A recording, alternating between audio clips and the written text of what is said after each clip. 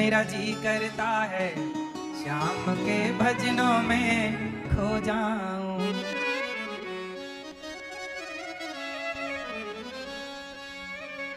हाँ, शाम सवेरे देखो तुझको कितना सुंदर रूप है। शाम सवेरे देखो तुझको कितना सुंदर रूप है। तेरा साच ठंडी छाँव बाकी दुनिया धूप है। जब जब भी से पुकारूं मैं, जब जब भी से पुकारूं मैं, तस्वीर को इसकी निहारूं मैं। जब जब भी से पुकारूं मैं, तस्वीर को इसकी निहारूं मैं। मेरा श्याम आ जाता मेरे सामने, ओ मेरा श्याम आ जाता मेरे सामने। इसलिए मेरी माँ, दुनिया की सुंदरता पर ना मरा करो। कोई स्त्री कोई पुरुष इतना सुंदर कभी नहीं कोई हो सकता जितने सुंदर भगवान है। सुंदरता ही देखनी है, सुंदरता पे मरना ही है, तो भगवान की सुंदरता पर मरो। भगवान कितने सुंदर हैं, हमारे राम, हमारे कृष्ण, हमारे भगवान श्रीमन नारायण, कोई इनसे भी सुंदर है। भगवान श्री कृष्ण से सुंदर कौन होगा? सुंदरता पे ही मरना है तो भगवान पे मरो।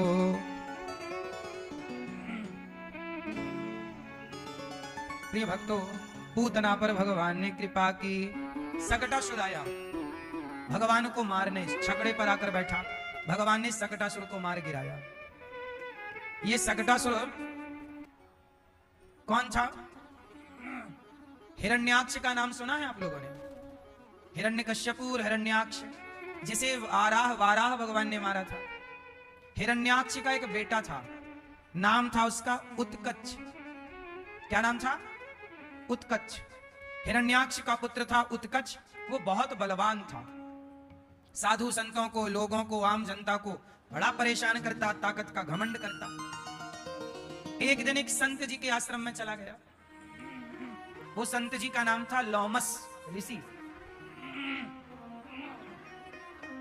तो लोमस ऋषि जी के आश्रम में जब गया तो वहां संत जी के बाग बगीचे, जो संत लोग, साधु संत लोग तो देखो वृक्ष बहुत प्यार करते हैं प्रकृति से, तो उनके सारे पेड़ वेड़ उखाड़ दिए और पूरा उनका बाग बगीचा उजाड़ दिया। तो संत जी को आया गुस्सा और संत ने श्राप दे दिया, अरे दुष्ट, जा तू देह रहित हो जा। मतलब तू रहेगा पर तेरा शरीर नहीं रहेगा। उसे समझ आई कि मैंने बड़ा अपमान कर दिया, संत का तिरस्कार कर दिया। देखो, जब जब आप संतों का अपमान करोगे तब तब आपको भयंकर भगवान दंड देंगे। पहले तो संत ही दंड दे देते थे श्राप देकर, पर आज कुछ संत चुप रहते हैं। आप हमारा अपमान करिए, हम आपको क्या कहेंगे? कुछ नहीं। अब न्यूज चैनल वालों ने कितना कुछ कहा, पर ये दास अनिरुद्ध ने क्या कहा? क्या जवाब दें और किस किस को जवाब दें? जवाब हम नहीं देंगे। कोई भक्त को यदि आप परेशान करोगे तो जवाब व्यक्ति नहीं देता, जवाब भगवान देते हैं। रावण ने विभीषण को लात मारा तो विभीषण ने रावण को कोई जवाब नहीं दिया। रावण ने विभीषण को क्या मारी? लात। तो विभीषण ने थोड़ी रावण को लात मारी ना, विभीषण ने कुछ कहा। जब भक्त चुपचाप सह लेता है ना, तब भगवान फिर रावण की लंका को जलाए, तब रावण का सर्वनाश हुआ। इसका अर्थ यह हुआ कि आपसे कभी किसी भक्त का, साधु का, ब्राह्मण का, गाय का अपमान ना हो साहब, पाप किसी तरह का ना हो। लोमस ऋषि का अपमान कर दिया तो श्राप दे दिया, जा तो देह रहित हो जा। उसी समय वह सांप के कैंचुए, सांप की जो वो नहीं होती कैंचुली, उसकी तरह उसका शरीर गिरने लग गया और वह देह रहित हो गया। लोमस ऋषि के चरणों में गिरा, महाराज अपराध हो गया, बड़ी गलती हो गई, क्षमा क्षमा क्षमा।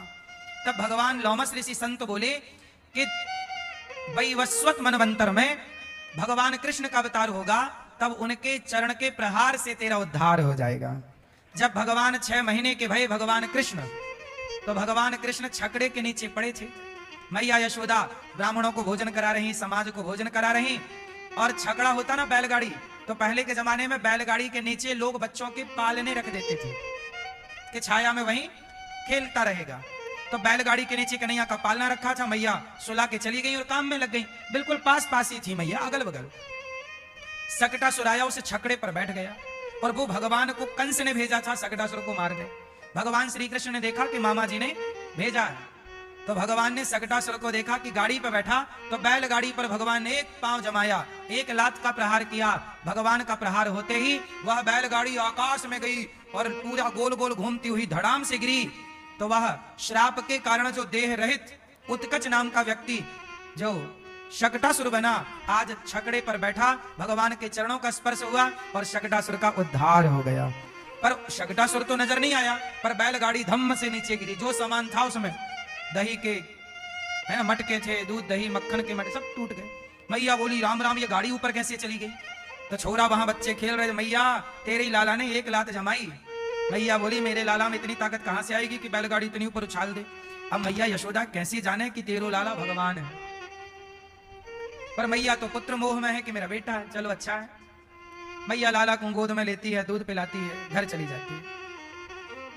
अब बड़े बड़े संकट आए, तृणावर्त आ गया गोल गोल बवंडर के रूप में। भगवान को लेके भागा तो भगवान ने दय मारा एक पत्थर से, शकटासुर तृणावर्त का उद्धार हुआ। नंद बाबा ने कहा मेरे लाला पर बड़े संकट आ रहे हैं, तो गर्गाचार्य जी से कहा महाराज मेरे बच्चे की कोई भविष्यवाणी करो। तो गर्गाचार्य जी बोले भविष्यवाणी करेंगे, या को नाम तो बताओ, नाम का है? नंद बाबा बोले या को नाम 1 साल है गए हमने तो या को नाम कछु रखो ही ना है, बस लाला लाला कह के बुलाए मैं आपको। अब क्या हुआ कि गर्गाचार्य जी आए और भगवान कृष्ण का नामकरण संस्कार करते हैं। कौन सा संस्कार? पहले लोग नाम रखते थे तो नाम का कोई अर्थ होता था, अच्छे नाम रखते थे। अब आजकल के नाम कैसे होते हैं? डब्लू, बबलू,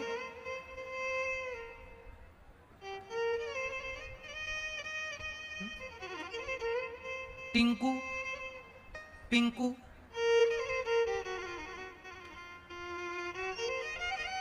पप्पू।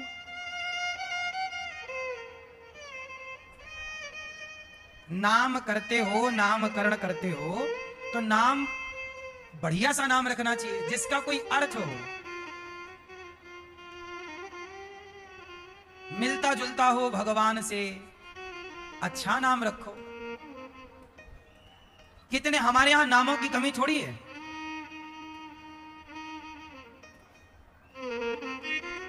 हमारे पिताजी का नाम है श्री राम नरेश तिवारी, दादाजी का नाम था राम सेवक तिवारी, दादाजी के पिता का नाम था राम गरीब तिवारी। तो हमारी पीढ़ी सारी पीढ़ियों पर राम के नाम से संबंध था। राम गरीब, राम सेवक, राम नरेश। तो ऐसे नाम हो जिन नामों का कोई अर्थ हो। जैसे ये दास का नाम है अनिरुद्ध, तो हमारे नाम का अर्थ क्या है? नहीं पता। जिसे कोई अवरुद्ध ना कर सके, जिसे कोई सेवा से रोक ना सके, उसका नाम अनिरुद्ध है।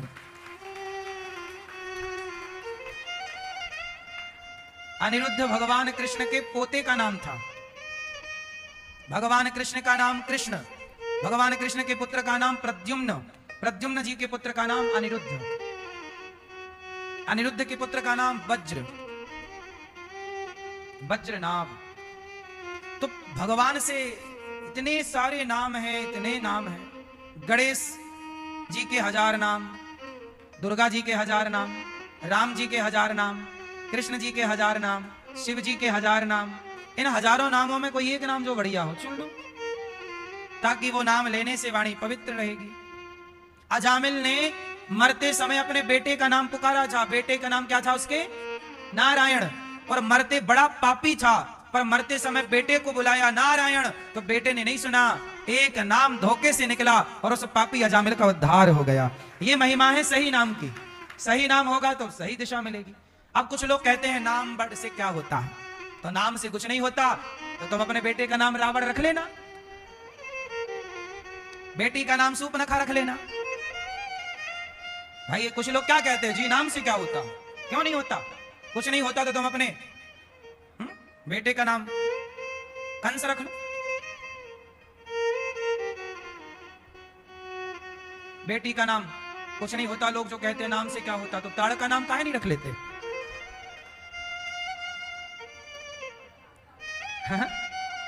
ताड़ का, इसका मतलब नाम से भी कुछ होता? बोलो हाँ, नाम भी जीवन में प्रभाव डालता है। जैसा नाम, कुछ जगह नाम, देखो अपने नाम की गरिमा रखनी चाहिए, इसलिए नाम बढ़िया हो आपका, नाम भी बढ़िया हो और काम भी बढ़िया हो तो बुराई क्या है? इसलिए हमारे यहाँ नाम रखने के पहले विचार होता है, इसलिए हमारे यहाँ पत्रा देखकर, पंचांग देखकर नाम रखा जाता है। किस राशि में पैदा हुआ है, किस नक्षत्र में, किस तिथि पर पैदा हुआ है, वो पूरा गणना होती है, उससे नाम निकलता है, उसी के अकॉर्डिंग नाम रखा जाता है। इसलिए नाम अच्छे ही रखना आने वाली पीढ़ी के, ऐसे ना रख लेना कुछ भी। बढ़िया नाम हो और बढ़िया काम हो। वैसे नाम की एक दूसरा नजरिया भी है। एक नजरिया तो मैंने ये कहा, अब दूसरा नजरिया सुनो। हाँ, मैंने बचपन में सुना, हाँ, अमर चंद्र को मरते देखा, धनी राम को निर्धनिया, लक्ष्मी बाई कंडा बीने, भलो बिचारो ठुनठुनिया।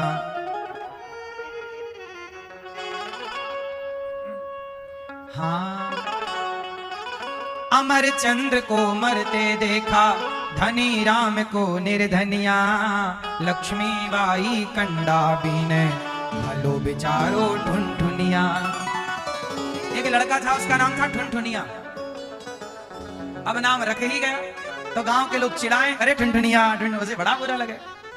अब सोचो किसी का नाम ठुनठुनिया हो तो उसकी तो लोग कितनी मजाक उड़ाएंगे, मजे लेंगे। तो एक बेटा था, उसका नाम कहीं से मजाक में नाम पड़ गया ठुनठुनिया। वो बड़ा हुआ, बच्चा था तब तो कोई दिक्कत नहीं थी, बड़ा हुआ तो लोग चिढ़ाने लगे, ठुनठुनिया ठुनठुनिया। तो एक दिन उसने अपने दादाजी से कहा, दादाजी क्या है, आपने मेरा नाम ठुनठुनिया क्यों रखा? दादाजी ने बोला, मैंने नहीं रखा, ये लोगों ने मजाक में, तू लाडला था, ठुनठुनिया ठुनठुनिया, मेरा ठुनठुनिया नाम पड़ गया। अब बताओ, सब लोग हमें चिढ़ाते हैं, ठुनठुनिया भी कोई नाम होता है? तब दादाजी बेचारे, उसका नाम अब ठुनठुनिया पड़ ही गया, तो उसे समझाने के लिए कहा कि बेटा नाम जो है सो है, तू काम बड़ा कर, तू काम बड़ा कर, चल मैं तुझे दिखाता हूं कि जिनके नाम बहुत अच्छे हैं वो क्या कर रहे हैं। तो आगे गए तो एक आदमी मरा हुआ, उसको कंधे पर लेके लोग शमशान जा रहे थे, राम नाम सत्य है। तो ठुनठुनिया के दादाजी ने पूछा, भाई साहब ये मर गया? बोले हाँ। क्या नाम था इसका?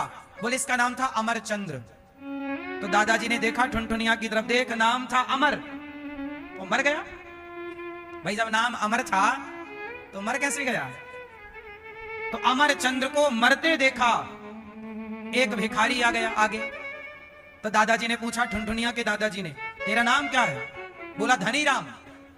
नाम धनी राम है और मांग रहा है भीख। तो अमरचंद्र को मरते देखा, धनी राम को निर्धनिया, और लक्ष्मीबाई कंडावी ने, एक महिला गाय का गोबर बीन रही थी। मतलब गाय का गोबर, जब गाय खेत में चरती है ना, तो खेत में जब वो गोबर करती है तो वो सूख जाता है गोबर, वो अपने से ओपला बन जाता है, कंडा बन जाता है। तो पहले के लोग गांव के वो गाय का सूखा गोबर बीन लाते थे। बीन लाते मतलब समेट लाते थे, और रोटी वोटी बनाने के, चूल्हा पे जलाने के काम आता था। तो एक लड़की, एक महिला, वो गोबर, सूखा गोबर बीन रही थी। समझते हो ना, सूखा गोबर ओपला बोलते हैं, कंडा बोलते हैं उसे, समेट रही थी। तो दादाजी ने पूछा तेरा नाम क्या है? बोले लक्ष्मीबाई। देख ठुनठुनिया, नाम लक्ष्मीबाई और बीन रही है कंडे, हाँ, और नाम है लक्ष्मी। तब कहा दादाजी ने, अमरचंद्र को मरते देखा, धनी राम को निर्धनिया, लक्ष्मीबाई कंडा बीने, भलो बिचारो ठुनठुनिया। ठुनठुनिया तो ठुनठुनिया ही सही है, चल। इसलिए नाम ठीक है, पर तेरा काम तुझे महान बनाएगा ये बात सत्य है कि नाम भी मायने रखता है, पर नाम से अधिक उसका काम भी मायने रखता है। तो काम अच्छा है तो नाम जो है सब सही है, लेकिन फिर भी नाम शास्त्रोक्त नाम हो, मनमाना नाम ना हो, क्योंकि नाम भी प्रभाव डालता है, ये याद रखिएगा। ये दोनों हमने पक्ष बताए, इसलिए बताए क्योंकि दोनों बातें समाज में हैं। मैं अपनी बात बताऊं, मेरा नाम पहले अनिल कुमार तिवारी था। न्यूज चैनल वाले मेरा नाम ही गलत बताते रहते हैं, कुछ न्यूज वाले, उन्हें पता ही नहीं है मेरा नाम क्या है, पुराना नाम। मेरा पुराना नाम है अनिल कुमार तिवारी। मेरी मां मुझे अन्नू कहती है आज भी, अन्नू, ANNU। तो मैं अन्नू के नाम से गांव में जाना गया, अनिल के नाम से स्कूल में जाना गया, लेकिन जब तक मेरा नाम अनिल और अन्नू था तब तक मुझे केवल गांव के लोग जानते थे। फिर मेरा नाम मेरे गुरुजी ने मुझे नाम दिया। जब हमने गुरु मंत्र लिया तो गुरु मंत्र में एक संस्कार होता है, नामकरण संस्कार, 5 संस्कारों में एक नाम भी बदला। तब मेरे गुरुजी ने मुझे अनिल की जगह अनिरुद्ध नाम से सबसे पहले गुरुजी ने पुकारा, और ये नाम जो अनिरुद्धाचार्य है, यह नाम मुझे गुरुजी ने दिया। यह नाम पड़ा मेरा 2010 20 जनवरी 2010 सुबह के 9:30 बजे। 2010 के पहले तक मेरा नाम अनिल ही था। तो नाम जब से पड़ा ये, तब से ये दास समाज की सेवा में लगा। तो ये बिल्कुल सही है कि नाम भी प्रभाव रखता है और काम भी प्रभाव रखता है। इसलिए आप अपने बच्चों का नाम भी बढ़िया रखिए और संस्कार दीजिए कि काम भी बढ़िया करें, तो सोने में सुहागा होगा। क्या बुराई है बताओ जी, नाम भी अच्छा हो और काम भी अच्छा हो। हम ये क्यों कहें कि नाम कैसा भी हो केवल काम अच्छा हो? नहीं भाई, ये बात भी सही है, पर नाम भी अच्छा रखो और काम भी अच्छा करो, दोनों प्लस होना चाहिए। तो बढ़िया नाम दो बच्चों को, सोच बढ़िया नाम पूछो, बढ़िया नाम रखो। भगवान का नाम गर्गाचार्य जी ने किया नामकरण। क्या नाम रखा? अयम ही रोहिणी पुत्रो रमयन सुहृदयो गुणै। ये मैया यशोदा, ये जो आपकी गोद में ये रोहिणी पुत्र हैं, इनका नाम होगा बलराम, राम होगा राम इति बलाधिक्याद बलम विदु। नाम होगा राम, पर बल अधिक होने से नाम पड़ेगा बलराम। और ये जो यशोदा मां आपका पुत्र है, शुक्लो रक्तस तथा पीत इदानीम कृष्णताम गतः, इनका नाम होगा कृष्ण। कर्षयति कृष्णः, जो सबके चित्त को चुराए, उनका नाम कृष्ण है। तो भगवान का नामकरण संस्कार हुआ। अब भगवान थोड़ा बड़े हुए, घुटनों के बल चलने लग गए, भगवान घर घर में माखन खाने लग गए, गैयों के संग खेलने लग गए, और भगवान बहुत बाल लीला करने लग गए। एक दिन क्या हुआ कि गोपियां शिकायत करने आई, अरे मैया, ओ यशोदा, हाँ बहन, कहा है गौ? अरे तेरे लाला ने उधम मचा रखे हो पूरे गांव में। का क्यों हमारे गांव में? का क्यों लाला ने? तब बताया कि मैया तेरे लाला ने आज घर में जाए के सारे बछड़ों को यादारी के ने खोल दियो। बत्सान मुंचन क्वचित समय, आज समय में जब गैया लगाने का टाइम नहीं था, दोहने का टाइम, तो बछड़े खोल दिया, सारा दूध बछड़ों ने पी लिया, और हमें गई दूध लगाने कुछ नहीं मिला। मैया बोली, चोरे लाला तो यूं हरकत करें? कन्हैया बोले, मैया ये बछड़ों को तो कछु दूध पिलावे ना है, साबरो निकाल के और खुद पी जावे और मछड़ा में ले जाए के बेच आवे। मैया बछड़न को भी तो दूध मिलना चाहिए, इसलिए घर में गाय रखो तो आधा दूध आपका और आधा दूध उसके बच्चे का। नियम ये है, 2 थन आप लगाओ, 2 थन का दूध बच्चा पिए, यही नियम है। हमारी गौरी गोपाल गौशाला में जितना भी गैया है, सोचिए हम रोज 100-125 लीटर दूध रोज खरीदना पड़ता है हमें, जबकि 400 गैया है। तो 400 गैया में कुछ गैया ऐसी हैं जो लगती ही नहीं है, बूढ़ी है, गौ सेवा है, दूध के लालच से थोड़ी गौशाला होती है। पर कुछ दूध होता है तो आधा दूध तो बच्चे पीते हैं, बछड़ा बछिया, और जो दूध निकलता है वो दूध हमारी वृद्ध माताओं के लिए आता है। तो वृद्ध माताओं के 309 माताएं हैं, तो माताओं के लिए भी दूध कई बार खरीदना ही पड़ता है। तो गाय का दूध जो है वो बच्चों के लिए, इसलिए हम लोग पूरा दूध कभी नहीं लगाते, 2 थन ही लगाते हैं। और यही धर्म है, आधा दूध बछड़ा पिए और आधा दूध आप पिए। जब बच्चा घास खाने लग जाए, बड़ा हो जाए, तब फिर आप भले 3 आप ले लो एक का उसको पिलाओ, पर उसको पिलाते रहो। भले वो बड़ा, हमारे पास एक गैया है, वो बैठती और अपना दूध खुद पी जाती है। हाँ, ऐसे बैठ जाएगी और अपना मुंह लाएगी थन की तरफ और खुद पीती रहेगी। खुद भी आई है अभी, और उसका बच्चा भी है छोटा सा, पर वो बैठी बैठी अपने दूध पीती रहती है। गैया, हमारे पास एक गाय है, उसके थन से ना दूध की धार अपने से बहती रहती है।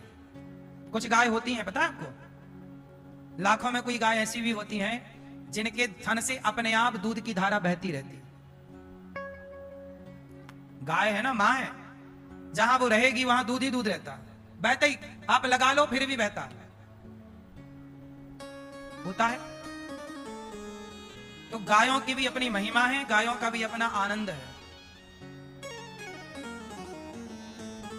तो गाय की सेवा करोगे तो गाय को जानने का मौका मिलेगा। अब आजकल लोग गाय को नहीं जानते, गाय का स्वभाव नहीं जानते, गाय की करुणा नहीं जानते। आजकल लोगों ने गाय को श्रेणी क्या दे रखी है? जानवर की। गाय जानवर में नहीं आती, गाय किस में आती है? हम सनातनियों की मां है गाय, गावो विश्वस्य मातरा। गाय को हम लोग मां का दर्जा, लेकिन आजकल इतना पढ़ लिख गए लोग कि पढ़ लिख के वो गाय को जानवर समझने लग गए। गाय का दूध नहीं पीते, गाय का गोबर से उन्हें बदबू आती है। कुछ लोगों को गौमूत्र की अवहेलना करते हैं और बिल्ली की पट्टी की कॉफी बड़े गर्व से पीते हैं, कैट कॉफी। पता है, कॉफी आती है वो बिल्ली की पट्टी से बनती है, और बड़े अमीर अमीर लोग वो पीते हैं बिल्ली की पट्टी की कॉफी। वाह, और जमाना आगे तो बढ़ने दो, अभी तो बिल्ली की पट्टी की पी रहे हैं, वो दिन दूर नहीं जब कुत्ते की पट्टी की कुछ पीने लग जाएंगे ये। गाय के दूध, गाय का दही छोड़ दिया लोगों ने, और कहां जा रहे हैं? बिल्ली की पट्टी की कॉफी पी रहे हैं। बाजार में बिकती है, आपको पता है कि नहीं ये बात? पता है? हाँ, बाजार में बिकती है ये सब चीजें। इसलिए कहता हूं साहब, गौ माता से जुड़े रहो और गाय का तिरस्कार ना किया करो। आप पढ़े लिखे हैं, इसका मतलब ये नहीं कि अपनी प्राचीन परंपराओं का अपमान करने लग जाएंगे, गाय का तिरस्कार करने लग जाएंगे। पढ़ाई हमने इसलिए थोड़ी की कि हम अपने बुजुर्गों के परंपराओं का अपमान करने लग जाएं। हमारे यहां सदा से गाय की सेवा होती आई है। शंकर जी के मंदिर में गाय का बेटा ही बैठा है, नंदी। नंदी किसका बेटा है? बोलो, गाय का बेटा है वो नंदी। मंदिर जाते हो आप लोग तो नंदी पर भी पानी चढ़ाते हो। तो जब नंदी की सेवा सनातन आज तक कर रहा है, बिना नंदी के शिव का कोई मंदिर ना होगा ऐसा भारत में जहां नंदी महाराज ना हो। जिस नंदी को हम शिव का वाहन कहते हैं, वो नंदी गाय का ही तो बच्चा है, बेटा है। वो गाय का हम कैसे तिरस्कार कर सकते हैं? जो गाय का अपमान करे वो सनातनी नहीं है। भगवान गाय के बछड़े को खोल देते हैं। मैया बोली लाला को सखी डांट दिया करो। बोले क्रों से संजाता हासा, हमसे डांटती हैं, ये ही करके हंसता है, हम सारा गुस्सा भूल जाती हैं। स्तेयम स्वादवत्यत दधिपया कल्पितैः स्तेय हो गई। मैया तेरा लाला बड़ा गजब काम करता है। अरे यशोदा, ये तेरा लाला बड़ा नटखट है, चोरी के बड़े बड़े उपाय करता है, हमारे दूध दही को चुरा लेता है, खा जाता है। केवल अपना नहीं खाता, ग्वाल वालों को बुलाता है, गोला बनाता है, उसके ऊपर चढ़ता है, छीके से मटकी का मक्खन निकालता है, सबको खिलाता है, खुद खाता है। वो खाने के बाद मटकी तोड़ देता है। राम राम सखी ने सड़ो माखन धर रखे हो। दारी को खा ले पहलो मक्खन, और बाद में बोले माखन सड़ो है। बाद में आकी नाक काम करे। यदि घर में कोई वस्तु नहीं मिलती तो घर वालों को बहुत भला बुरा कहता है। माखन भी खाता हो, हम लोगों को डांटता भी है। अरे मैया तेरो लाला छोटे छोटे बच्चों को चिटकोटी काट के भाग जाता है, हमारे बच्चों को रुला देता है। ऐसो तेरो लाला काम करे। अच्छा बताओ, भगवान कृष्ण बैकुंठ वाले हैं, बैकुंठ में कोई जा सकता है मिलने? वो बैकुंठ का परमात्मा यहाँ मनुष्य की तरह लीला कर रहा है कि आओ मुझे जान लो कि मैं कितना सरल हूं। देखो तुम्हारी तरह रहता हूं मैं, तुम्हारी तरह काम करता हूं मैं। ये भगवान मनुष्य बन करके आए हैं केवल इसलिए कि आपको और हमें सुलभता से भगवान दर्शन दे सके। गोपियां शिकायत कर रही हैं। अब भगवान मैया बोली कि जब तक लाला को तुम सखियों और रंगे हाथों ना पकड़ोगी, हम तुम सबन की बातों को भरोसा ना करेंगे। गोपियां भगवान को पकड़ने के लाख प्रयास करती हैं। कभी छींके पे घंटी बांध देती हैं। भगवान जाते हैं तो घंटी लटकी कि मटकी हिलेगी तो घंटी बजेगी, सखी आएगी पकड़ जाएंगे। तो भगवान बोले अरे घंटी, मंदिर में जगह कम पड़ गई, मटकी पे लटकी हो। घंटी बोली प्रभु हम थोड़ी लटकी हैं, ये गोपियों ने आपको पकड़ने के लिए लटकाया है। तो भगवान बोले बंधी रहना, हम बताओ माखन खाएं कि ना खाएं। घंटी बोली खाओ खाओ। तो तुम तो बंधी हो। बोले हम बंधी रहेंगी पर बजेंगी नहीं, क्योंकि घंटी भगवान की दासी है ना, तो वो भगवान की नहीं मानेगी तो किसकी मानेगी। तो भगवान बोले बंधी तो हो पर बजना मत। हाँ हाँ नहीं बजेंगे। अब घंटी बंधी है पर टन टन नहीं कर रही है। ग्वाल वालों का गोला बनाया भगवान ने, मटकी के पास गए, मक्खन का लौंदा बनाया। हाँ मंगल मुंह खोल, मंगल के मुंह पर दे मारा। हाँ श्री दामा मुंह खोल, और मुंह खोला तो मक्खन का लौंदा दे मारा, और सबके मुंह पे थोड़ा गया, बाकी पूरा मुंह मक्खन से भीगा है। जब सब खा गए, घंटी नहीं बजी, तब भगवान बोले वाह घंटी तू तो बड़ी आज्ञाकारी है। अब ने थोड़ा सा भगवान खाए हुए लग गए माखन, और जैसे ही भगवान ने मुंह पे रखा तो घंटी टन टन टन टन टन टन टन बजने लगी। भगवान वो घंटी तूने मना किया था नहीं बजूंगी, काहे बज गई। घंटी बोली प्रभु आप भोग लगाएं और हम ना बजे कैसे होगा, हम बजती हैं तभी तो आप भोग लगाते हैं। अब तो भैया सारे ग्वाल वाल भाग गए, गोपियां आ गई। घंटी बजी ना, सिग्नल मिला, दौड़ पड़ी गोपियां, और दरवाजा खुल गए। अब भगवान के नीचे के ग्वाल वाल भाग गए और भगवान मटकी पे लटके रह गए। अब भगवान बोले ले घंटी बज गई, पकड़ा दिया। अब गोपी आई, अब देख कन्हैया तू पकड़ो गए हो लाला, अब तेरी मैया से शिकायत करेंगे। तेरी मैया ने कहा है कि रंगे हाथों पकड़ोगी तब हम यहाँ की बातों को सुनेंगे। इसलिए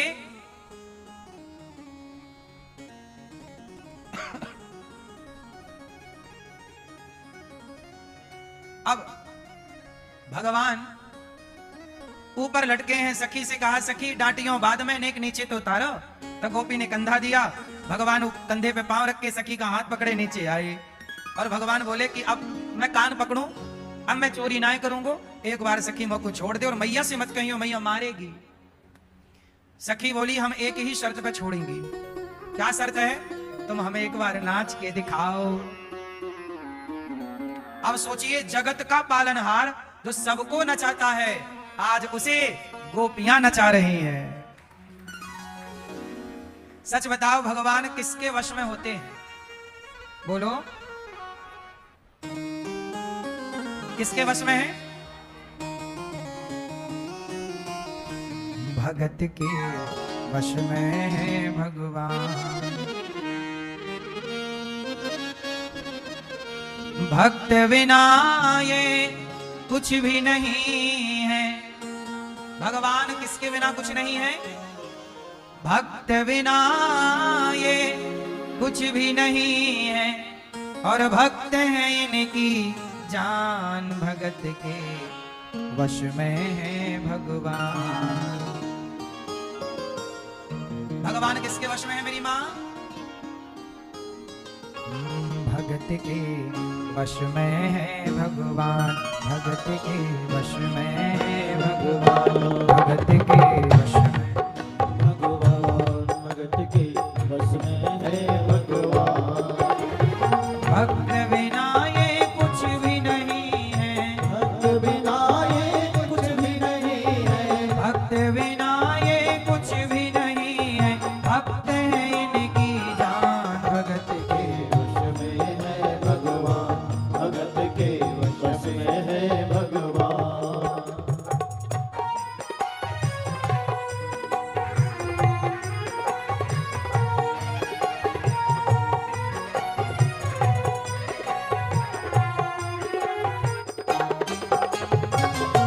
भगत मुरली वाले की रोज वृंदावन डोले, कृष्ण को लल्ला समझे, कृष्ण को लल्ला बोले, कृष्ण को लल्ला बोले, कृष्ण को लल्ला समझे। ये कथा एक भक्त की है। एक मैया जो भगवान से बहुत प्रेम करती थी। कितना प्रेम,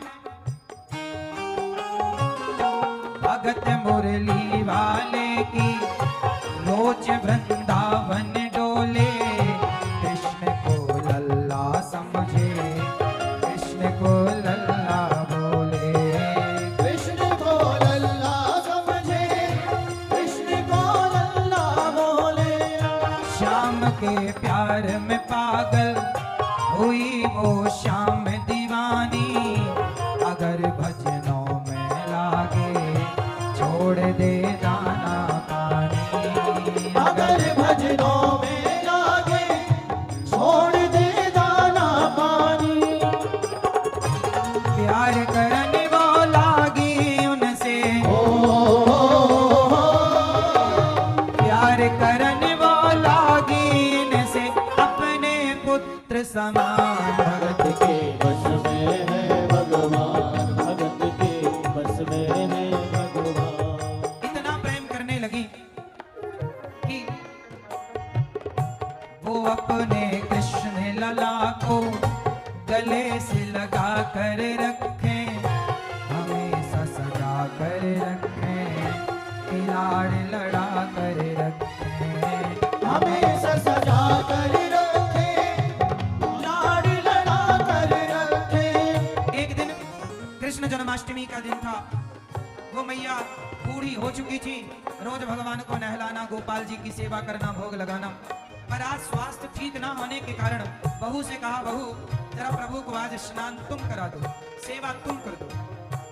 तो बहू के अंदर कोई श्रद्धा थी नहीं। जब माँ ने कहा, सास ने कहा, तो भगवान को उठाया तो सही, पर बिना श्रद्धा से उठाया, सावधानी से नहीं उठाया, तो भगवान बहू के हाथ से गिर गए। जब गिरे तो वो माँ व्याकुल होकर बोली, वो लल्ला लल्ला पुकारे, हाय क्या जुल्म हुआ रे, बुढ़ापा बिगड़ गया जी, लाल मेरा कैसे गया रे। बुढ़ापा बिगड़ गया रे, लाल मेरा कैसे गिरा रे।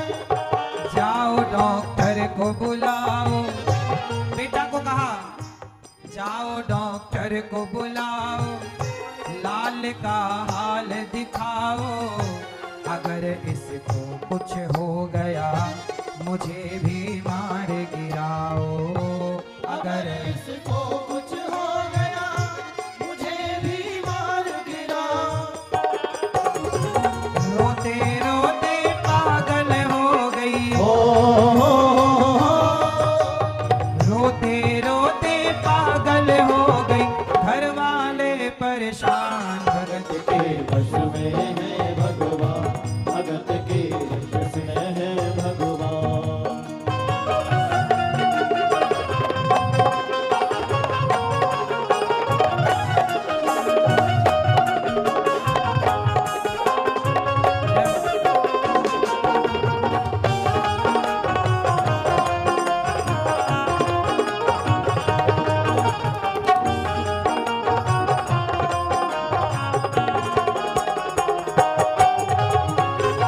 बेटा डॉक्टर के पास गया, डॉक्टर से बोला मेरी माँ पागल हो गई है, जरा इलाज करो। डॉक्टर साहब आए, माँ ने कहा, डॉक्टर साहब ये मेरे कन्हैया गिर गए हैं, देखो जरा चोट कहाँ लगी होगी। तो माँ को तसल्ली दिलाने के लिए डॉक्टर ने कहा, नवज को टटोल के बोला, ये तेरा लाल सही है, माई चिंता मत करियो, कोई तकलीफ नहीं है। माई चिंता मत करियो, कोई तकलीफ नहीं है। माँ ने कहा, डॉक्टर साहब मशीन निकालो और जरा छाती पे लगाओ, ऐसे नहीं तुम्हारे समझ में आएगा। अब मशीन निकाली, कान में लगाई और छाती से लगाई।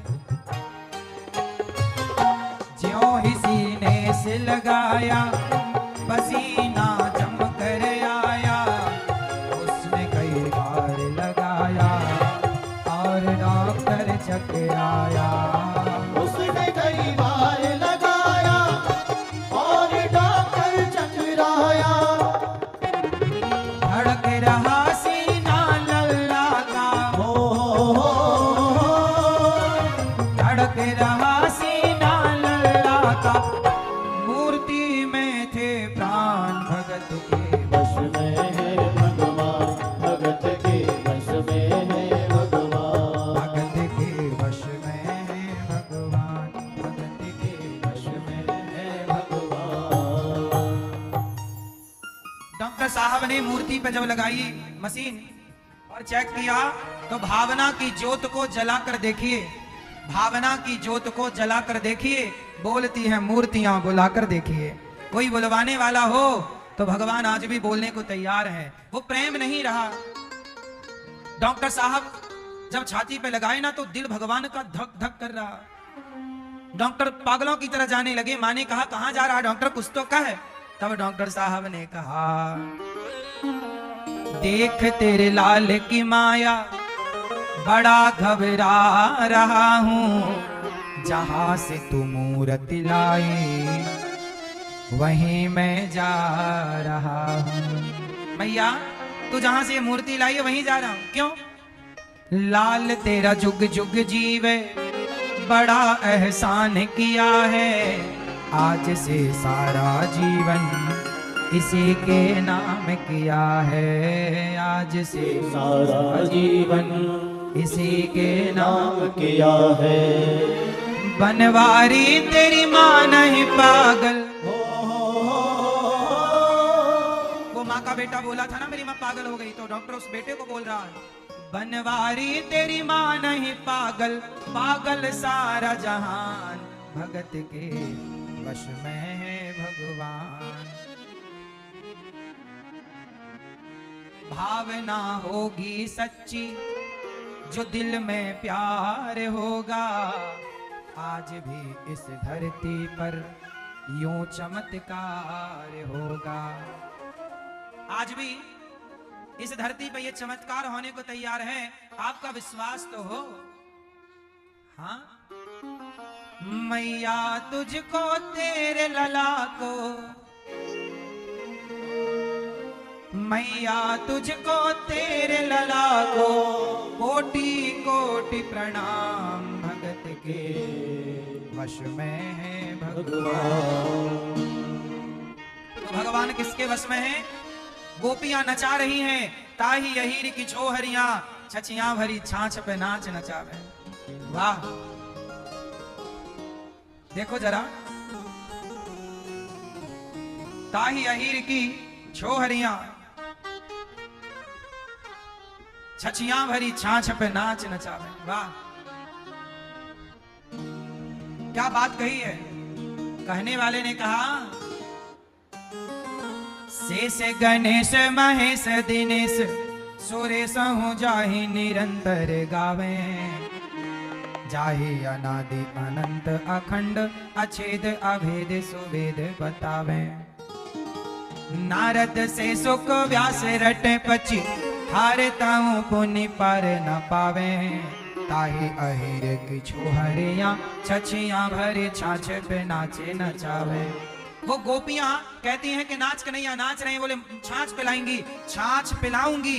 छाछ के लिए जगत का पालनहार गोपियों के आगे नाच रहा है। यही भगवान की भगवत्ता है कि वो प्रेम के आगे विवश हो जाता है और भगवान हार जाते हैं। और भक्त बताओ कौन जीतता है और कौन हारता है? भगवान जीतते हैं। कौन बड़ा? भगवान बड़े कि भक्त बड़े? कौन बड़ा? कौन बड़ा? मेरी माँ। एक बार पृथ्वी बोली मैं बड़ी, तो पृथ्वी बोली मैं बड़ी, तो शेषनाग बोले तुम बड़ी तो मेरी खोपड़ी पे क्यों पड़ी? तुम बड़ी तो मेरे सिर पे क्यों पड़ी? शेषनाग भगवान बोले मैं बड़ा, तो शंकर जी बोले आप बड़े तो मेरे गले में कैसे पड़े? तो शेष शंकर जी बोले मैं बड़ा, तो कैलाश बोला आप बड़े तो मेरे ऊपर क्यों खड़े? कैलाश बड़ा। कैलाश बोला मैं बड़ा, तो रावण बोला कैलाश आप बड़े तो मेरे हाथ में कैसे पड़े? कैलाश को उठा लिया रावण ने। रावण बोला मैं बड़ा, तो बाली बोला तू बड़ा तो मेरी कांख में कैसे पड़ा? कौन बड़ा? कौन बड़ा? बाली बड़ा। बोले बाली बड़ा। बाली बड़ा नहीं, राम बड़े, जो बाली को मार गिराए तो राम बड़े ना। हाँ राम बड़े नहीं भक्त बड़े, राम बड़े नहीं भक्त बड़े, जो राम से काम कराए हैं। राम बड़े नहीं भक्त बड़े, जो राम से काम कराए हैं। तो कौन बड़ा? भगवान बड़े नहीं, भगवान से बड़ा होता है भगवान का भक्त, जो भगवान को भी अपने वश में कर लेता है। भक्त ही तो वश में करता है। इसलिए तो कहा भगवान से बड़ा कौन? जब भक्त नहीं होंगे भगवान कहाँ होगा। हर एक समस्या का समाधान कहाँ होगा। जब भक्त नहीं होंगे भगवान कहाँ होगा। भक्त ही नहीं होंगे तो भगवान? ध्रुव ना होते, प्रहलाद ना होते, विभीषण और सुग्रीव और हनुमान जी जैसे भक्त ना होते, शबरी और केवट जैसे भक्त ना होते, तो बताओ भगवान को कौन जानता। इसलिए भगवान से बड़ा कौन? भगवान का। इसलिए साहब भगवान भी आपके वश में हो जाते हैं। गोपियां नचा रही हैं, देखो ना। राम सुग्रीव के चक्कर में बाली को मार दिया राम जी ने, जबकि राम की बाली से कोई दुश्मनी नहीं थी। बोलो हाँ थी? बताओ मेरी मां, राम की बाली से कोई पर्सनल दुश्मनी थी? राम ने बाली को क्यों मारा? सुग्रीव के चक्कर में। सुग्रीव पर अत्याचार किया, राम जी ने मार दिया। अच्छा मारे भी तो छिप के मारे, सामने से नहीं मारे। आज भी सवाल राम पर खड़ा है कि आपने सामने से क्यों नहीं मारा। तो बताओ राम जी ने बाली को सामने से क्यों नहीं मारा। राम जी बाली को सामने से मारते तो बाली राम की शरण में चला जाता, और शरण में चला जाता तो राम जी बाली को मार ही नहीं सकते थे। जो शरण में आ जाता है भगवान उसे कभी नहीं मारते, और नहीं मारते तो सुग्रीव को वचन दे चुके थे कि सुन सुग्रीव मारी हूं बालाई ये कई बाण। यदि बाली शरण में आ जाता तो राम बाली को ना मारते, और ना मारते तो सुग्रीव को यह लगता कि राम ने बाली से हाथ मिला लिया। फिर सुग्रीव क्या आरोप लगाता कि राम ने तो मेरे को धोखा दे दिया, तो राम पर धोखा का आरोप लग जाता। इसलिए राम पर यह आरोप ना लगे। राम अपने मित्र को कभी धोखा नहीं दे सकते। इसलिए राम इस आरोप को ना लगने देने के लिए छिपके मारे, कि लोग यही तो आरोप लगाएंगे कि छिपके क्यों मारा। मित्र के वचन की रक्षा करनी थी, इसलिए राम ने छिप करके मारा, छिप करके मार दिया। बाली बोला कि आपने क्यों मारा। भगवान ने कहा तूने सुग्रीव की पत्नी को रखा इसलिए मैंने तुझे मारा। इस तरह से राम जी लीला करते हैं। भगवान की बड़ी लीलाएं हैं, सब नहीं समझ सकते। एक दिन की बात, एकदा गृहदासीसु यशोदानंद गेहनी कर्मांतर नियुक्तासु निर्ममंथ स्वयं दधी। एक दिन मैया दही मंथन कर रही थी कि एक सुंदर सा बालक कन्हैया आए, मैया की मछानी पकड़ लेते हैं, साड़ी पकड़ लेते हैं, और भगवान कहते हैं कि मैया दूध पीना है। मैया बोली तेरे लिए ताजा मक्खन निकाल के रख रही है। बोले नहीं हमें तो दूध ही पीना है। मैया अपना दूध पिलाने लगी, तभी चूल्हे पे रखा दूध उफनने लग गया। तो मैया लाला को उतार के चूल्हे का दूध उतारने गई, और जब गई तो भगवान ने कहा कि लाला से ज्यादा प्यार दूध दही से। घर की सारी मटकियों को भगवान ने तोड़ दिया। मैया आई तो सारी मटकियां टूटी पड़ी। जब मटकियां टूट गई तो मैया को लगा कि आज तो लाला को समझाना ही पड़े, बिगड़ जाएगा। तो मैया ने कहा दारी कि आज तो को पकड़ के मारूंगी, बांध दूंगी। अब भगवान भाग रहे हैं, आगे आगे भगवान पीछे पीछे मैया भाग रहे हैं। मैया की पकड़ में ही नहीं आ रहे हैं भगवान। जब भगवान भागेंगे तो किसकी पकड़ में आएंगे। पर मैया पीछे लगी है, और जब भक्त पीछे पड़ जाता है भगवान के, तब भगवान कृपा करके पकड़ में आ जाते हैं। और मैया ने पकड़ा और बांध दिया। काहे से बांधा? किससे बांधा? मैया ओ मेरी माँ, पीली मैया जा रही हो मेरी माँ, जाओ जाओ जाओ। हाँ अरे आप तो जा रही थी। ओ लाल मैया जा रही हो मेरी माँ? हाँ अरे बैठ गई आप।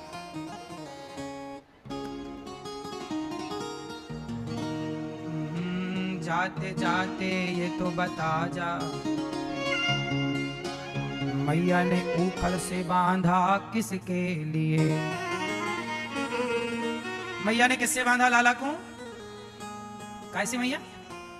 उखल, उखल जानती हो मैया? उखल का, उखल से बांध दिया, और जब बांध दिया भगवान को तो 2 अंगुल रस्सी कम पड़ गई। कितने अंगुल रस्सी कम? भगवान को बांधना है तो 2 अंगुल की कमी है। अहमता और ममता, मैं और मेरा। जब व्यक्ति अभिमान छोड़ देगा मैं का और मोह छोड़ देगा मेरे का, तब भगवान उसके बंधन में बंध जाएंगे। भगवान तब तक आपके पास नहीं है, आपके पास जब तक 2 चीजें हैं। क्या क्या आपके पास है? आपके पास अभिमान है क्या? बोलो हाँ कि ना। क्यों? किस किस के पास अभिमान है? जिनके है वो हाथ उठाओ। घमंड किस किस के पास है? अभिमान आपके पास नहीं है तो हाथ काहे नहीं उठा रही हो मेरी माँ? आलसी मैया। घमंड किस किस के पास है? अभिमान। ओ पंचायती मैया देखो, ये पीली मैया है, मस्त चल रही है पंचायत। सुनो, भगवान तब तक नहीं मिलते जब तक अभिमान होता है। क्या होता है? अभिमान। जैसे आप लोगों को अभिमान है, क्या क्या अभिमान है आपको? क्या मैया आपको क्या अभिमान है? आपको क्या अभिमान है? अभिमान इतना सूक्ष्म है कि वो है सबके पास, पर कई बार लगता है कि हमारे पास तो अभिमान है ही नहीं। आओ हम बताते हैं अभिमान क्या है, घमंड क्या है, किस बात का घमंड है, किन किन लोगों को घमंड है। आओ जरा जानकारी दे दूं आपको। अभिमान क्या है? अभिमान है मैया, भैया आपका विवाह हो गया? आप कितने लोगों का पेट भरते हो? कितने लोगों? 12 लोगों का पेट आप भरते हो। आप कितने लोगों का पेट भरते हो? हैं? 10 लोगों का पेट आप भरते हो। आप कितने लोगों का पेट भरते हो? 5। पीले वाले भैया 5। और आप भैया कितने लोगों का पेट भरती हो? आप भैया कितने लोगों का पेट भरते हैं? 2। और आपके बगल में 5। आप कितने लोगों का पेट भरते हैं? 9 लोगों का। आप कितने लोगों का पेट भरते हैं भैया?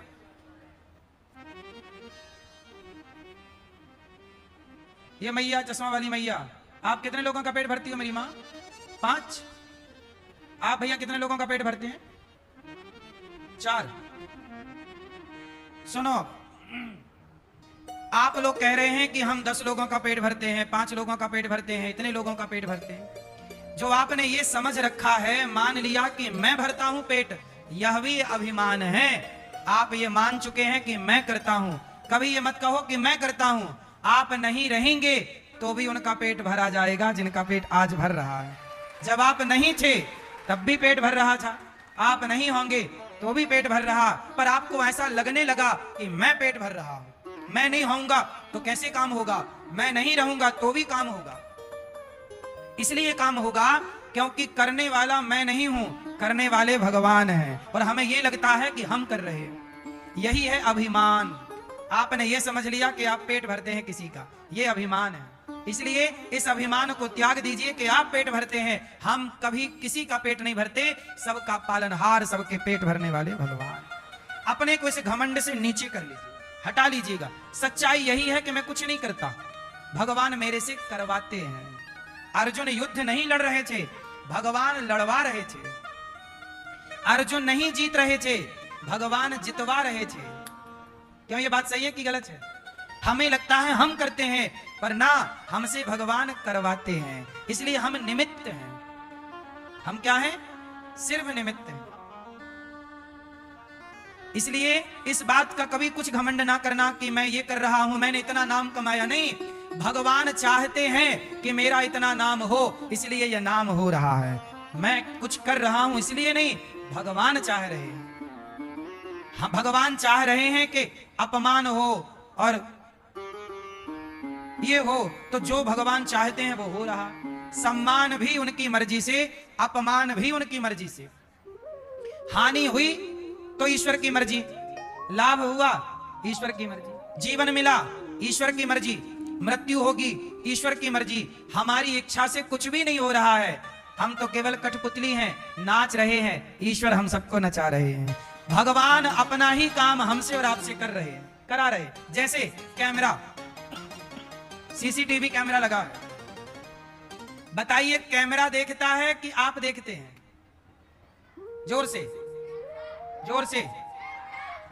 तो कैमरा फिर देखता रहे, आप ना देखो तो हो जाएगा कैमरा लगाने का कोई फायदा? बोलो। इसलिए कैमरा कभी अपने को नहीं देखता। कैमरे को पता ही नहीं कि वो क्या देख रहा है। बताओ, कैमरे को पता है कि वो क्या देख रहा है? उसी तरह देख कैमरा रहा है, पर कैमरे को पता ही नहीं कि वो क्या देख रहा है। और देखने का मतलब क्या है? उस कैमरे के पीछे आप और हम देख रहे हैं। बोलो हाँ। कैमरा तो जड़ है। कैमरा क्या है? जड़ है। वो थोड़ी समझता है कुछ, समझते आप हैं। उसी तरह आपकी आंखें कैमरा हैं, और आपकी आंखों से आप नहीं देखते, भगवान देखते हैं। जैसे इस कैमरे से कैमरा नहीं देखता, हम और आप देखते हैं। ऐसे आपके पांव से आप नहीं चलते, भगवान चलते हैं। आपके कानों से आप नहीं सुनते, भगवान सुनते हैं। बोलो हाँ। रिकॉर्डर होता है छोटा सा, वो थोड़ी सुनता है। उसे क्या मतलब, क्या सुनना? उसके द्वारा आप और हमें तो सुन रहे हैं। अब ये कथा रिकॉर्डिंग हो रही है, टीवी पे जा रही है, सब लोग घर बैठे सुन रहे हैं। तो रिकॉर्डिंग के लिए एक चिप लगी है। वो चिप को थोड़ी मतलब है, वो तो चिप जड़ वस्तु है। सुन तो आप और हम ही रहे हैं ना।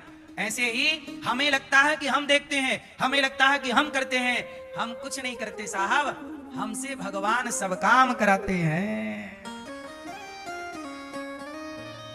जैसे चिप लगी है आपके मोबाइल पे। आपका मोबाइल जड़ है कि चेतन है? बोलो जोर से। जड़ वस्तु है। चेतन उसे कहते हैं जहां प्राण हो, चेतनता हो, चेतन है, चैतन्य है, चेतना है। चेतना ही ना हो, प्राण ना हो, प्राणहीन हर वस्तु जड़ कहलाती है। प्राणहीन हर वस्तु। तो मोबाइल जड़ है, लेकिन वो जड़ भी मोबाइल पर रिकॉर्ड हो रहा है। मोबाइल से वीडियो बना लीजिए, सुन लीजिए। लेकिन मोबाइल को कोई मतलब नहीं है। उस मोबाइल के पीछे कोई व्यक्ति ही बैठा है जो रिकॉर्ड करके सब करके वो काम कर रहा है। मोबाइल को पता नहीं कि उसका नाम मोबाइल है। क्या मोबाइल को यह बात पता है कि उसका नाम मोबाइल है? बोलो। जैसे मोबाइल जड़ है, उसी तरह आपके भीतर से यदि परमात्मा निकल जाए, आत्मा रूपी परमात्मा, तो आप क्या बचोगे? जड़ बचोगे कि चेतन बचोगे? मुर्दा जड़ होता है कि चेतन होता है? बोलो। मुर्दा जड़ है। जब तक प्राण थे तो चेतना थी, तो चेतन था। प्राण गए तो क्या बन गया? जड़ हो गया। तो हम ऑलरेडी जड़ हैं, हमें चेतना किसी ने दी है, तो परमात्मा ने भीतर बैठकर ही चेतना दी है। वो निकल गए तो मैं जड़ हूं, तो मेरे भीतर बैठकर परमात्मा ही देख रहे हैं। मेरे भीतर बैठकर भगवान ही बोल रहे हैं, आपके भीतर बैठकर परमात्मा ही सुन रहे हैं। तत्व की दृष्टि देखोगे तो इस धरती पर एक परमात्मा के सिवा दूसरा कुछ नहीं है। व्यवहार में ये स्त्री है, ये पुरुष है, ये चींटी है, ये हाथी है, पर तत्व की दृष्टि में सब में एक ईश्वर है। दूसरा कोई है ही नहीं। पर व्यवहार में दूसरा तीसरा सब कोई है। तो व्यवहार में उलझे रहना है तो ये स्त्री होगी, ये पुरुष होगा। लेकिन यदि आध्यात्म की कसौटी में कसना है तो इस व्यवहार से ऊपर उठ के ये सोचना पड़ेगा कि सब में एक ही तत्व विद्यमान है, और वो है ईश्वर। तो आप व्यवहार में जीना चाहें तो उलझे रहो स्त्री पुरुष में, पर इस स्त्री पुरुष से ऊपर उठना चाहें तो आप चले जाइए उस आध्यात्म की गहराई में, जहां आपको केवल एक चीज दिखाई पड़ेगी। प्रहलाद चाहे स्त्री देखें चाहे पुरुष, चाहे खंबा देखें चाहे पानी, प्रहलाद को हर वस्तु में भगवान नजर आते थे। बस यही दृष्टि है आध्यात्म की, कि संसार का व्यक्ति स्त्री पुरुष देखता है, पेड़ पौधे पशु पक्षी देखता है, पर भक्त उस पेड़ पौधे पशु पक्षी स्त्री पुरुष में भी परमात्मा का दर्शन करता है। यही आध्यात्म है। अब आपको क्या बने रहना है? क्या दृष्टि चाहिए आपको? क्या देखना? जो देखना चाहते हो।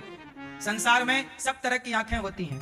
एक आंख है रावण की, जो पराई औरत को भी चुराना चाहता है, और एक आंख है राम की, जो दूसरे की बहन को अपनी बहन की दृष्टि से देखते हैं।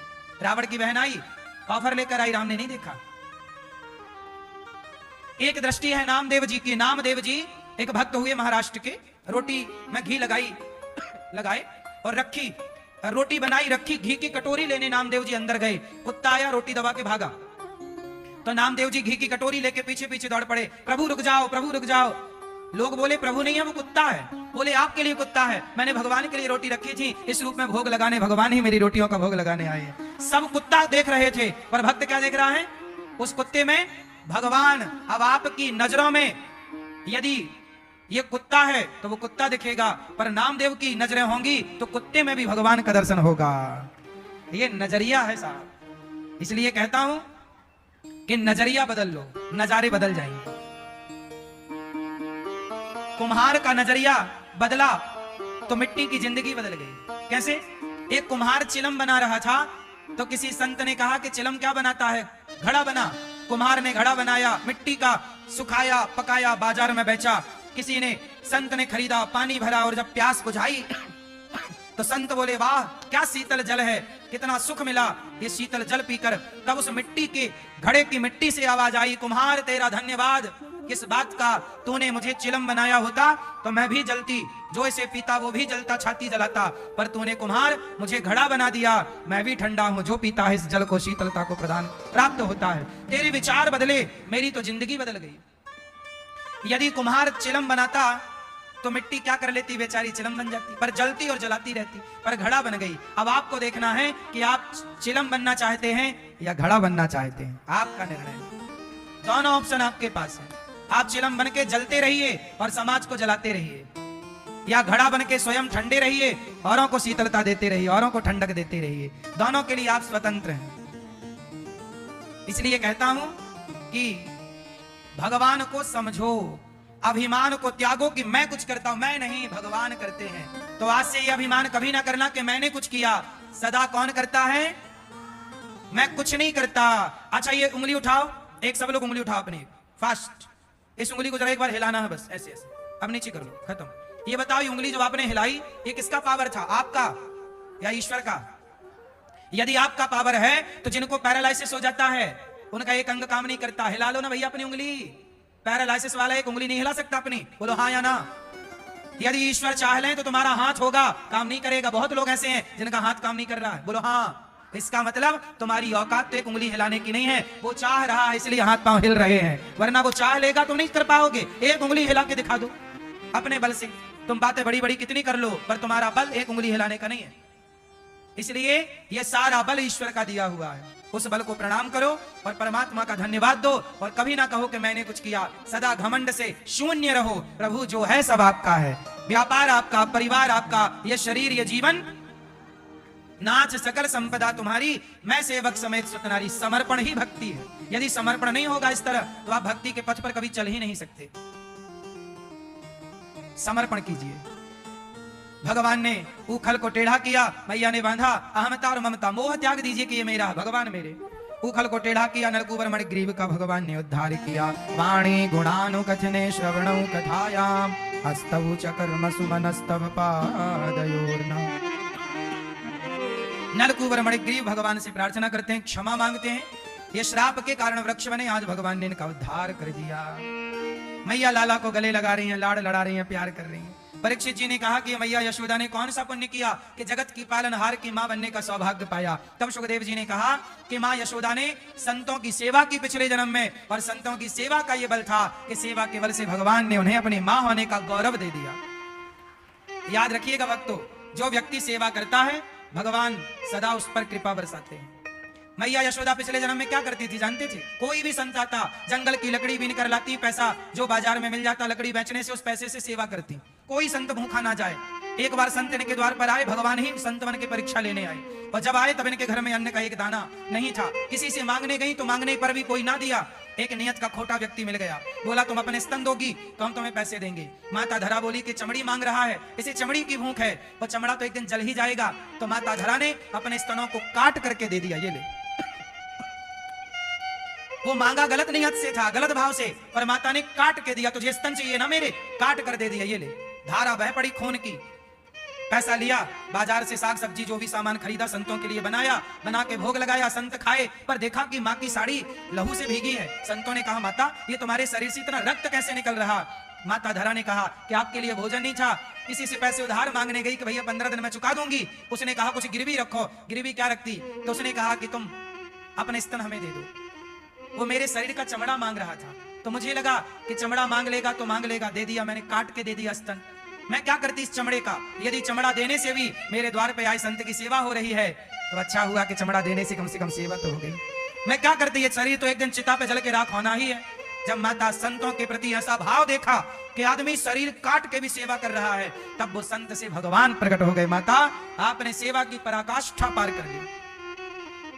मैं आपके अगले जन्म में बेटा बनकर आऊंगा और इस जन्म में जो आपने स्तनों का दान किया है मैं उसका ऋण चुकाने आऊंगा और आपका दूध पीऊंगा आपका बेटा बन करके। तब भगवान उनके बेटा बने और जिन स्तनों को काट के संत सेवा के लिए दिया आज उन्हीं स्तनों को पान कर रहे हैं, दूध पी रहे हैं। भगवान जगत के पालनहार का पेट भर रही हैं मैया। मेरी मां, दान यदि आप करते हैं, संतों की सेवा, भक्तों की सेवा, दीन दुखी की सेवा करते हैं तो अन्नदान से बड़ा कोई दान नहीं होता। इसलिए मेरी प्रार्थना है कि कमाओ पैसा पर कमाई का 5% अलग निकाल के रखो कि ये साधु संतों की, भक्तों की, दीन दुखी की सेवा के लिए। तब जाके वो 95 रुपए आपको शुद्ध माने जाएंगे। जो कमाते हो उसका इनकम टैक्स देना पड़ता है कि नहीं सरकार को? नहीं दोगे तो चोर कहलाओगे, इनकम टैक्स चोर। उसी तरह सरकार ईश्वर की भी सरकार है, कमाते हो। अब बताओ, गौरी गोपाल आश्रम में हजारों संत रोज भोजन करते हैं। ये संत लोग सब छोड़कर भजन कर रहे हैं और संतों को भिक्षा देने का धर्म हम गृहस्थों का है। बताओ, संत किसके घर भिक्षा मांगने जाएगा? गृहस्थों के घर। तो आप गृहस्थों का धर्म है कि खाने से पहले इन संतों को 2 रोटी का दान करना सीखो। ये देखो, संत हजारों संत रोज आते हैं गौरी गोपाल में और आप सबके सहयोग से भोजन करते हैं। आप भी इन संतों के लिए एक दिन का दान करो कि आज संतों की सेवा, आज एकादशी है, संकल्प लीजिए कि कल का जो भोग संतों को बनेगा पहला आपकी ओर से, आपके बेटी के जन्मदिन पर, बेटे के जन्मदिन पर। सेवा आप कर सकते हैं तो करो, संतों को अन्नदान कीजिए। ये देखो, सैकड़ों संत, हजारों संत यहाँ नित्य भोजन करते हैं। कोई भी आओ, सबके लिए द्वार खुले हैं। तो आप भी ये भोजन का दान कर सकते हैं। आज एकादशी है तो सबको व्रत वाला दान दिया गया, फलाहार सबको व्रत वाला दिया गया। आज एकादशी है तो यहाँ रसोई में भी सबको व्रत वाला दिया जा रहा है। बाकी सामान्य रोज दाल चावल सब्जी रोटी रहती है। तो आप भी यहाँ रसोई बंटवा सकते हैं। आज की रसोई हम बंटवाएंगे। यहाँ रसोई चलती है जिसमें 30,000 लोग पर डे भोजन करते हैं। कितने लोग? 25 से 30,000 लोग। जहां जरूरत पड़ती है वहां गौरी गोपाल भगवान का भोजन पहुंचता है। बाढ़ प्रभावित लोगों को भी गौरी गोपाल भगवान का भोजन पहुंचाने का प्रयास है। तो आप भी थोड़ा एक दिन की रसोई आप बंटवा लो कि आज की रसोई हम बंटवाएंगे। थोड़ा कमाओ पैसा साहब, थोड़ा पुण्य करो। इससे धन घटता है कि बढ़ता है? क्यों, दान करने से धन घटता है कि बढ़ता है? इसलिए दान करे धन ना घटे, जो सहाय रघुवीर। जो दान करता है उसकी सहायता रघुवीर करते हैं, भगवान करते हैं।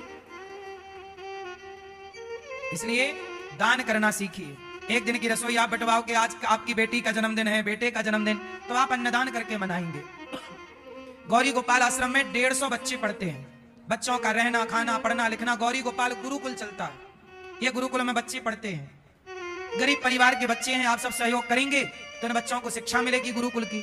आप भी इन बच्चों को भोजन दे सकते हैं कि आज का भोजन, आज का बच्चों को दूध, आज बच्चों को नाश्ता हमारी ओर से। सब बच्चों को यहाँ पर 1-1 गिलास दूध मिलता है, नाश्ता मिलता है, भोजन मिलता है। आप भी इन बच्चों के लिए थोड़ा सहयोग करें और गौरी गोपाल गुरुकुल की विद्यार्थियों की सेवा आप जरूर करें उनके माता पिता बनकर। गौरी गोपाल आश्रम में एक गुरुकुल और बनना है, कक्षा 1 से लेकर 12वीं तक। उस गुरुकुल के निर्माण में आपका सहयोग चाहिए। कक्षा 1 से लेकर 12वीं तक एक विद्यालय बनेगा जहां CBSE बोर्ड की पढ़ाई निःशुल्क दी जाएगी बच्चों को। 5 से 7,000 8,000 बच्चे वहां निःशुल्क पढ़ेंगे, जहां शिक्षा भी होगी और संस्कृति का भी नॉलेज होगा। ऐसा एक विद्यालय बनाने का मेरा मन है। तो ये विद्यालय बनाना सही है कि गलत है? पर यह तब बनेगा जब आप जनता जनार्दन सहयोग करेंगे। आप बच्चों के उस विद्यालय में एक क्लासरूम बनवाकर सहयोगी बने, एक जो आपसे बन पड़े सहयोग करें। गौरी गोपाल आश्रम में गौ माता रहती हैं, गायों की सेवा, गायों को चारा भूसा का सहयोग आप करें गाय के लिए। गौरी गोपाल आश्रम में आप गौ दान कर सकते हैं। यहाँ पर हमारी वृद्ध माताएं रहती हैं। गौरी गोपाल आश्रम में 309 वृद्ध माताएं हैं। उन माओं को, जिन माओं को उनके अपने बच्चे सेवा नहीं करते, घर से निकाल देते हैं, ऐसी जरूरतमंद बेसहारा माएं यहाँ रहकर सुख पूर्वक इनकी सेवा होती है। आप भी इन माओं के लिए भोजन का दान कर सकते हैं कि आज भोजन माताओं को आप बंटवाएंगे, आप नाश्ता कराएंगे, आप माताओं के लिए एक दिन के भोजन की सेवा करेंगे, दूध की सेवा आप करेंगे, नाश्ते की सेवा आप करेंगे। मैया, आज हम आपका परिचय माँ से करा रहे हैं। मैया, कहाँ से आई हो मेरी माँ? हम बिहार से आए, गया जिला। गया जी से आई हैं मैया। घर टेकारी हो गया। गौरी गोपाल में कब से हैं आप? गुरुजी, हमसे तो नहीं थे, माँ मर गया उन लोग के, तो हमको तनी को था तो ले गए। यहाँ गौरी गोपाल आए कितने वर्ष हो गए? 5वां साल जा रहा है। 5वां साल? हाँ। तो 5 साल से आप यहाँ हैं। घर से कोई फोन आया? नहीं, कभी नहीं। एगो बच्चा तक कभी फोन नहीं आया। तो बेटा कितने हैं आपके? 3 लड़के थे, एक लड़की बड़ा है, सब मैंने पहली वाली के हैं, मर गई तो हम आए थे, भरण पोषण किए सब किए। तो मेरे 2 बेटे हैं? तीन तीन तीन 3 बेटे हैं। तो 3 बेटे हैं पर वो आपकी सेवा करने को तैयार नहीं है, नहीं, क्या कहते हैं? और एक बैग कोई बात नहीं था, एक बैग हमको बुला के 10 बजे रात के सब दुकान बंद करके आया, तो बुला के हमको कह दिया कि हम कहीं पूछे हम कि हमको काहे लगी बुलाया, तो हम यही लगे बुलाए कि तेरा यहाँ कुछ नहीं है, हम तुमको 10 वर्ष पहले निकाल देते, लेकिन अब तेरा यहाँ कुछ नहीं, तू जा सकती है। बेटे ने माँ से कहा कि माँ आप जा सकती हैं, निकाल दिया बेटे ने तो कह दिया आप जा सकती हैं। अब कहाँ जाएंगी पता नहीं।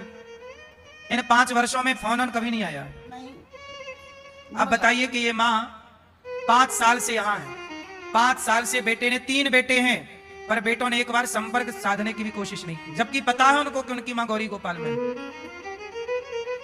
हम लोग फोन लगाते रहते हैं कि बेटा अपनी माँ को ले जाओ, सेवा कर लो, मना कर देते हैं कि नहीं जी हम नहीं आएंगे। 3 में से एक भी आने को तैयार नहीं है। जिनके बेटे अपनों ने घर से निकाल दिया, अपनों ने 2 रोटी नहीं दी, तब आप सबके सहयोग से माओं को पेट भर भोजन मिलता है। आप लोगों में से कुछ भक्त हैं जो कहते हैं कि आज हम माताओं को भोजन करवाएंगे, तो जब आपका बेटे का बेटी का जन्मदिन आए तो इन माओं को भोजन करा के आप आशीर्वाद लिया करो। एक दिन का भोजन आप कराइए माओं को कि आज सारा भोजन हमारी तरफ से माताओं का।